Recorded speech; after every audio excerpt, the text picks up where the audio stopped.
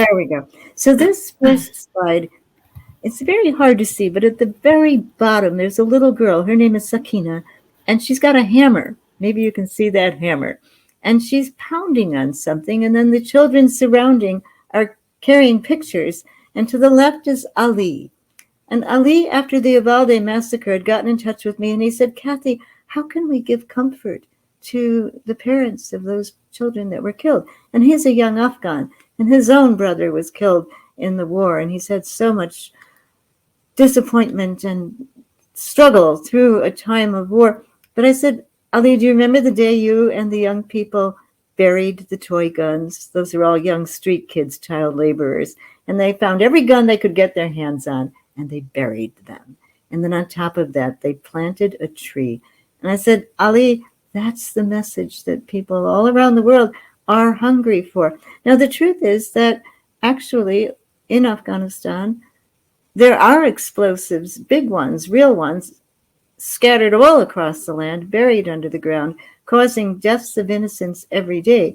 And those are the explosives that were fired at Afghans for 20 years while the United States was at war, and 20 years before that with other occupying powers. Sarah, the next slide.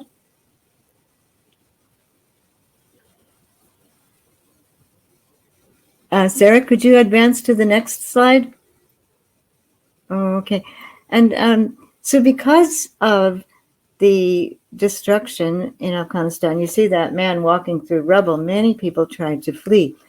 But this slide comes from a long time ago. If you go to the slide of the soldiers on horseback, Sarah. Yeah. This is Frederick Bruegel, a famed artist, and the emperor at the time wanted this painting because it's a very, very interesting painting of soldiers going into a village and taking over. But in the original painting, there were many, it's very violent, there were many images of slaughtered children and of vicious soldiers. And so the emperor ordered his people to kind of paint over those images of children, make them look like sacks of flour, and don't show the soldiers plunging their lances into innocent civilians. And so that painting was displayed, and then eventually the original was restored. And we might say, well, nice try, Emperor Rudolph. But in fact, I think in our time, we also try to cover up the people who have experienced enormous death, and our children, and they can't ever be held responsible for a government. So if we go to the next slide, this is a picture that Francisco Goya did. He called it the 3rd of May, and this was when the Napoleonic soldiers had entered into a Spanish city, and there had been an insurrection the previous day, and they rounded up every possible suspect and shot them. So this was quite unusual for a painting to really focus on the victim, who almost looks like a Christ figure. And the soldiers almost look like a big centipede. And I think this draws us to the sense of, well, who are the victims? And next slide. Sarah, could we go to there? So this is my friend Wafa Bailal, a professor of art from Iraq. And after his brother Hajj was killed by a United States missile, he decided that he would undertake a project he called And Counting. In the background, you see a woman reading names. And each time a name is read, a tattoo artist places his needle on Wafa Bailal's back and already has put in place the names of Iraqi cities. And wherever the city is, the tattoo artist makes a new mark on Wafa's back, so that always he will carry the marks. After 25,000, there wasn't any space left on his back. At the time, in 2010, 90,000 Iraqi civilians and soldiers and U.S. soldiers had been killed. And Wafa believed it was a good symbol to have the U.S. soldiers'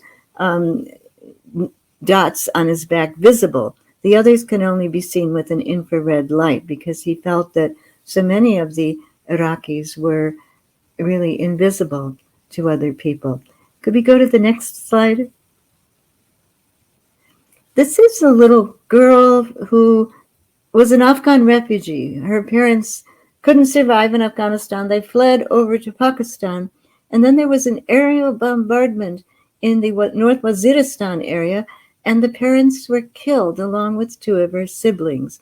So artists formed a collective, and they decided this girl's face would be visible to any drone pilot flying overhead because the installation is so huge. And it meant that the drone pilots wouldn't see like a grainy blip on their screen. They would see this innocent girl's face. And next slide, the girl's face was cropped from this photo, and here you see her with two of her siblings, and they're carrying the shrapnel of the bomb that orphaned them. The Artist Collective decided to call this installation not a bug splat, because in military parlance, when drone operators hit their target, what they see looks like kind of a crushed insect, and they call it bug splat. And people that run away are called squirters. And I think we have to hope that we're not now training drone operators all over the world to perhaps adopt this mindset. Next slide. So this is a man named Adel Al-Mantari, and he was hit by a United States drone in Yemen. And he was actually a member of the Yemeni government, and his cousin was in the military, and he was with four of his cousins in a vehicle going out to seal a real estate deal, and suddenly they were targeted and they were hit. And Adel was the only survivor. He had the horror of seeing his cousin's body parts strewed all over the car, and he then has undergone 3 difficult surgeries. And at no point, even though human rights groups have really begged the United States State Department and the Department of Defense to make some kind of compensation to him, they don't even answer the letters. And so now Adel's main source of financial support are a group of peace activists who started a GoFundMe site to support him. And you could just go to The Intercept and type in Adel Al-Mantari, and you would get an article about him, or go to Common Dreams, and I just had one posted recently. Well, people like Adel are one of many, and there was a particularly galling drone attack, next slide, in Afghanistan after the evacuation of U.S. troops and Afghan civilians on the 26th of August. There was a terrible explosion at the Hamid Karzai International Airport, and 170 Afghans were killed and 13 United States military were killed. And President Biden said, "We will find you, we will hunt you down, we will never forget, we will never forgive." And so they were looking really, really hard to find out who might have done this, and they wrongfully targeted a man named Zemarai Ahmadi. And this is his picture. Zemarai Ahmadi worked for an NGO based in California. It's called Nutrition and Education International. They ran soup kitchens, they delivered food, they did so many good works to try to help people not only eat, but eat more nutritiously.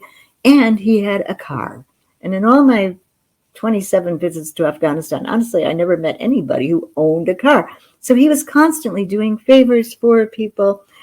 And one of the things he would do with that car when he would come home is let one of the kids park the car after he drove into the driveway. Well, on this particular day, he and his spouse had packed all the family's bags to go to the United States. They had that coveted visa. But his wife said, "Bring back as much water as you can so that our relatives we're leaving behind will have some clean water." So he had gingerly placed canisters of water in the trunk of his car. But the drone operators thought, "Oh my gosh, he's putting explosives in the trunk of his car." And so they discussed, and they said, "Yeah, we've got to take this guy out." And so the drone-fired missile hit his car. He was killed instantly, and he was 43 years old. I think we can't look away from the family members. So Sarah, could you do the next slide? Zamir Ahmadi, 20 years old. Next. Faisal Ahmadi, 16 years old. Next. Farzad Ahmadi, 10 years old. Next. Benjamin, age 6, and his older brother Arwin, age 7, sons of Zemarai's brother Ronan. Next. And these are the twins to the left, Somaya and Malika, age 3, and then Hayat, age 2. So, Sarah, next slide. There are many people in the United States who have tried to remember this family. For instance, people demonstrating out of one of the major drone operation bases held up silhouettes of the family members with their name and age. Next slide. And then in the time-honored manner of civil disobedience, they attempted to block a road. And I so admire people who don't look away, because it's very, very tempting for us all to do that. You know, we forget about the wars. And there's one man who took a particular risk. Next slide. Not only would he not look away, but he was a drone analyst, and it was his job to help target drones were being used to target people on the ground, and he was helping other analysts choose targets. And he realized through reading a government report that 95% of the time in a particular operation called Operation Haymaker, the drones had hit innocent civilians. And so he took that paper and disclosed it to an author, Jeremy Scahill. And for that, he was charged and found guilty of theft of a government document. He was charged under the Espionage Act. He told the judge, "Your Honor, yes, I stole a piece of paper because I could no longer steal what is not ours to take, innocent human lives." And he's now serving 4 years in the Marion Penitentiary. He's been punished greatly, but I think he should be thanked. Next slide. So I also am very, very grateful to Catholic teaching, which emphasizes the stark difference between the works of war, and you can read those: destroy crops and land, seas, food supplies, destroy homes, scatter families, contaminate water, imprison dissenters, inflict wounds, burns, and kill the living. And the works of mercy: feed the hungry, clothe the naked, give drink to the thirsty, visit those in prison, care for the sick, and bury the dead. Next slide.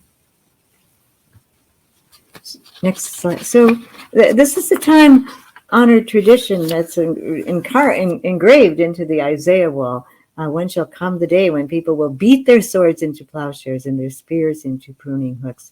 Nation shall not lift up sword against nation, neither will they continue to learn the ways of war any longer.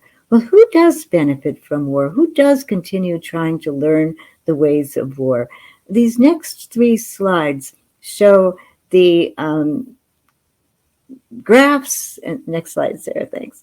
The graphs for major weapon companies, Raytheon and Boeing and Lockheed Martin. And you can see at February 24th, the day the war in Ukraine began, their fortunes shot upward and have continued because there are so many purchases. And of course, the United States sells more weapons than any other country on earth. And you might almost say weapons have become our top crop. Next slide. Thank you. And, you know, Dr. Martin Luther King encouraged us to try to see the humanity of our so-called enemy, and then try to see ourselves as we're perceived by the enemy. So I just want to look at this one map of the world showing how many nuclear weapons the United States possesses, and then how China is more or less ringed by nuclear weapons. And then you see the one Chinese base, the only Chinese base, military base in a foreign country right now is at the tip of the Horn of Africa, a place called Djibouti. But, the United States bases are sort of like a necklace ringing so much of the world. And, how do Chinese people feel about being neighborly with us? Next slide. Thank you, Sarah. Next slide. I wonder if we could go to the next. Thank you. So this is a logo that several of us are using as we plan for a November 2023 event. We're calling it the Merchants of Death War Crimes Tribunal.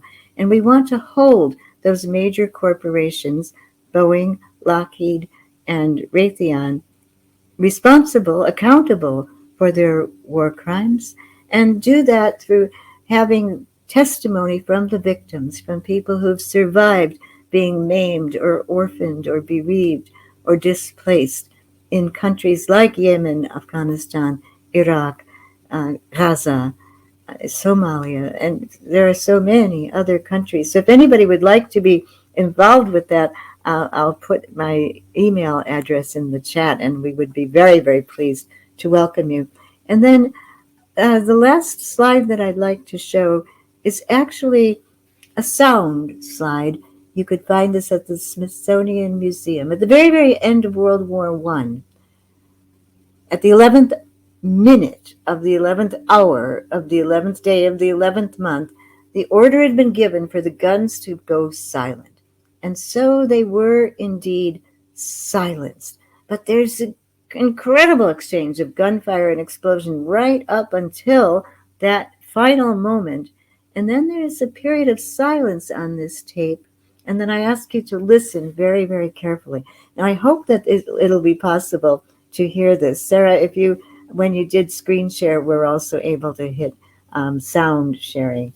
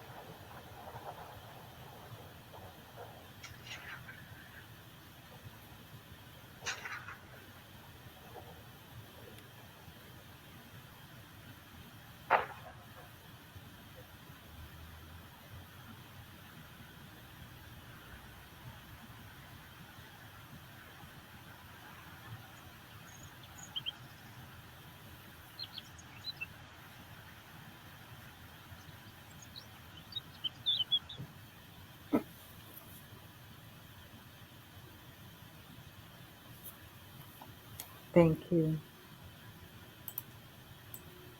So, my friends, I invite you to go and listen to that from time to time so that we can remind ourselves about how fragile the world is, but how, there are beings that mean us no harm as well. A kind of a beingism encompasses us.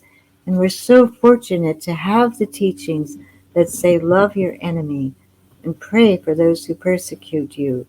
And, who is my enemy? To reach out to the very, very people that we believe are our opponents and recognize and confirm and celebrate the value of every life. And, we can't really have a rational conversation about the major threats, the terrors that we face, terrors of environmental catastrophe, of nuclear weapon proliferation, and pandemic, until we have a rational discussion about how to dismantle the military, not only ours, but all around the world. And it is certainly going to require all of us to find ways to link together, shoulder to shoulder, and to find hope and catch courage from one another. And I think always try to recall the most innocent, who are the children. Thank you. Um, Again, if there are any questions, I'll be very happy to hear from you, but I realize I've only got 2 more minutes. Thank you so much. We do have a little bit of extra time because there is a break now from 2 to 2:15. So if anyone does have a question, we could take that, I think. And I'm entering my email into the chat, so please feel free to get in touch if you'd like to be involved with the Merchant of Death campaign. Or the other hat on my head is to help young Afghans who have fled Afghanistan. Their situation is so difficult there, and right now there are 20 in Pakistan, and we think we might be able to help them go to another country. We're really, really hoping that there could be a much better future ahead for them. It's very difficult for people to come to the United States, the UK, Australia, or Canada, but we've been trying not to leave a stone unturned, looking for other safe places where they might go. And meanwhile, they're learning so much about community living together in Pakistan. And so, if any of you would like to become buddies to any one of these young people, you would be so needed and so welcome. The way we've organized this is to have about 40 people who meet twice a month on Zoom, and each of them keeps an eye on their buddy and tries to listen to the particular needs of that young person. And it's worked really quite well. And so I would warmly welcome any of you who might want to be part of that. Regarding the Ukrainians, I really recommend people get in touch with the Ukrainian pacifist movement, a man named Yuri Shelyazhenko. You could go to World Beyond War to find out more about him.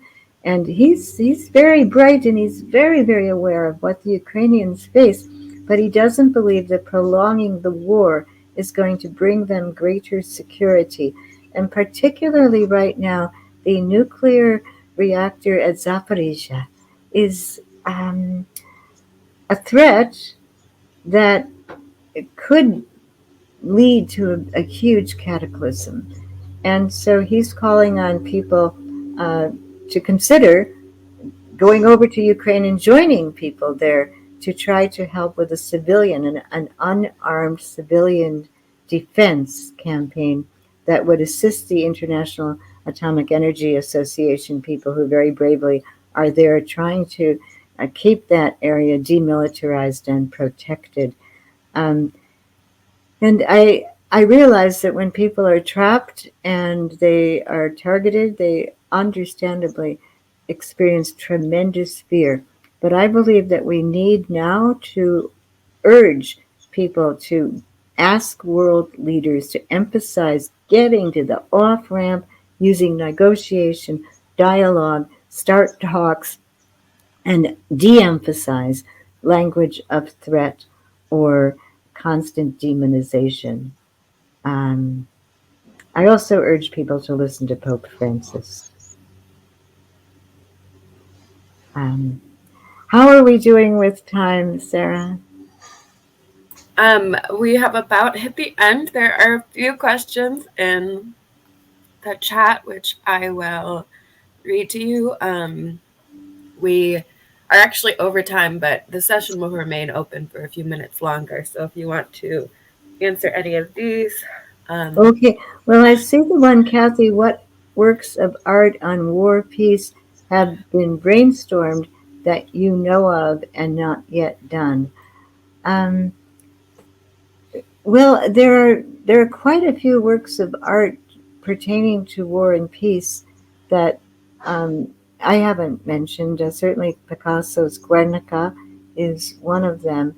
There was an installation of a drone on the High Line in New York City, and it was an interesting drone, but it didn't have the weapon on the belly of it. But that drew people all throughout the time of its presence in New York City.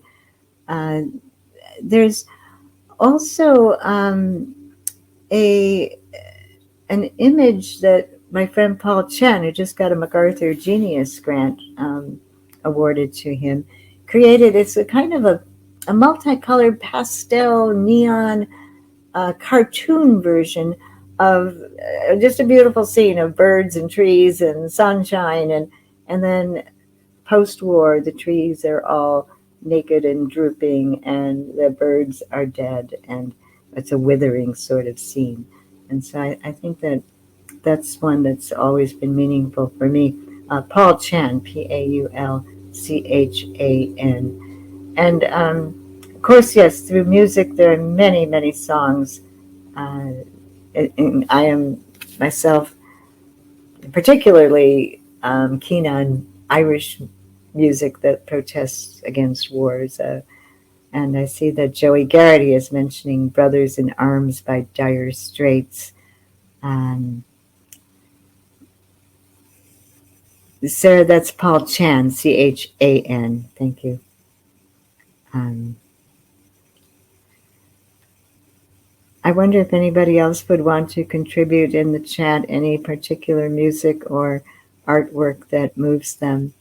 One action a lot of our friends have taken in solidarity with the young Afghans is fly kites, not bombs, and people have launched kites in the air. And then, of course, through literature, there are stunning, stunning books that are anti-war.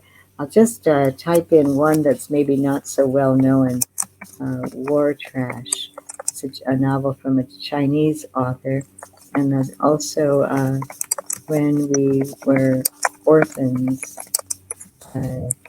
Kazuo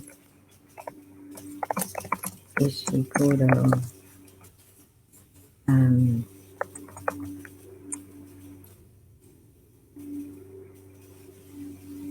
I was in Baghdad all through the shock and awe bombing, and it's amazing how much novels meant to us during that time, because we needed to kind of take our mind off the terrible bombing and these gut-wrenching explosions and what we had experienced by visiting people in the hospitals whose bodies have been torn apart. So those who pick up pens and write following the experience of surviving war are very, very, very brave people.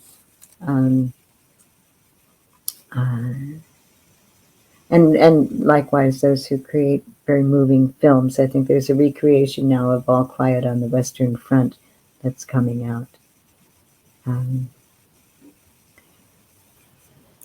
Okay.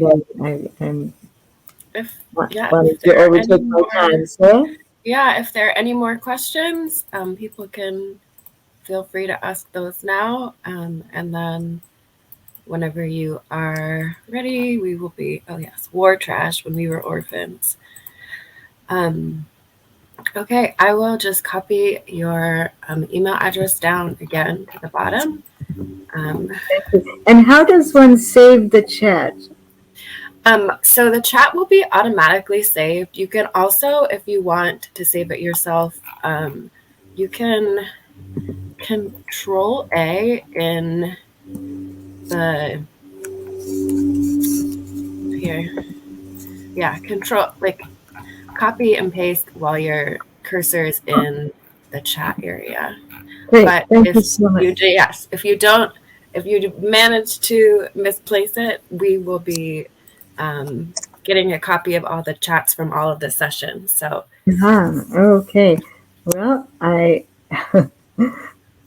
whatever I got, it's not the chat. So thanks. Yeah, That's some very nice photos of you. Yes, if you send me an email reminder later, I will get. And anybody still listening, I want you to know Sarah's been the soul of patience with me, because I'm like a pachyderm when it comes to trying to figure out what key to hit. But thank you very, very much, Sarah, and thank you, Thad, if you're still around and about, and also thanks to Herb Garrity, and I wish all of you the very best.